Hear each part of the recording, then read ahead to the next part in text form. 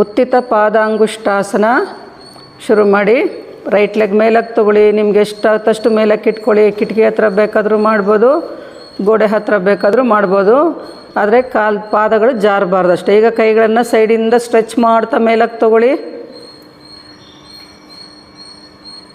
ಮೊದಲು ಭುಜದ ಲೈನಲ್ಲಿ ಎಳ್ಕೊಳ್ಳಿ ಕೈಗಳನ್ನು. ಈಗ ಹಸ್ತಗಳನ್ನು ಸೇರಿಸಿ ಕೈ ಬೆರಳಿನ ತುದಿ ನೇರ ಸೀಲಿಂಗ್ ಕಡೆಗಿರಲಿ.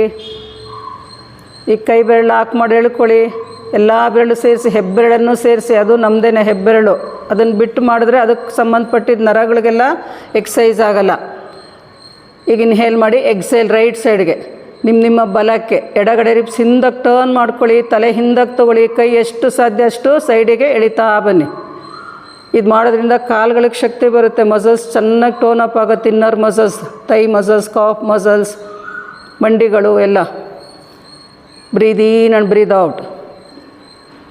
ನಿಧಾನ ಮೇಲಕ್ಕೆ ಬನ್ನಿ. ಕೈ ಕೆಳಗೆ ಬಿಡಿ, ಕಾಲು ಕೆಳಗೆ ಇಳಿಸಿ. ಚೇಂಜ್ ಮಾಡ್ಕೊಳ್ಳಿ. ಈ ಕೈಗಳನ್ನು ಸೈಡಿಂದ ಸ್ಟ್ರೆಚ್ ಮಾಡ್ತಾ ಮೇಲಕ್ಕೆ ತೊಗೊಳ್ಳಿ. ಎಡ ಪಾದದ ಹಿಮ್ಮಡಿ, ಬಲ ಪಾದದ ಹೆಬ್ಬೆರಳು ಒಂದು ಲೈನಲ್ಲಿ ಇಟ್ಕೊಂಡು ಮಾಡಿದ್ರೆ ಈಸಿ ಆಗುತ್ತೆ. ಈಗ ಹಸ್ತಗಳನ್ನು ಸೇರಿಸಿ ಕೈ ಬೆರಳು ಲಾಕ್ ಮಾಡಿ ಎಳ್ಕೊಳ್ಳಿ.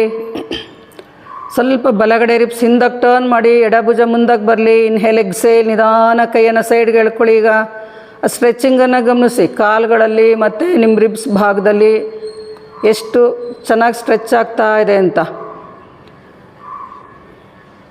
ಇದು ವಿತ್ ಸಪೋರ್ಟ್ ಮಾಡ್ತಾ ಇರೋದ್ರಿಂದ ನಿಮಗೆ ಈಸಿಯಾಗಿ ಮಾಡ್ಬೋದು ಮತ್ತು ಜಾಸ್ತಿ ಲಾಭ ಸಿಗುತ್ತೆ ಆಸನಗಳದ್ದು.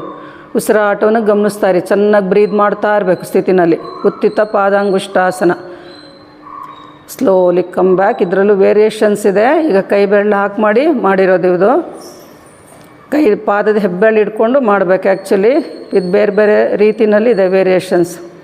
ನೇರ ನಿಂತ್ಕೊಳ್ಳಿ. ಚೆನ್ನಾಗಿ ಬ್ರೀದ್ ಮಾಡ್ತಾಯಿರಿ. ಕಣ್ಮುಚ್ಚಿ ಉಸಿರಾಟವನ್ನು ಗಮನಿಸ್ತಾ ಇರಿ. ಎಲ್ಲೇ ಸ್ಟ್ರೆಚ್ ಆಗ್ತಿದೆ ಅಂತ.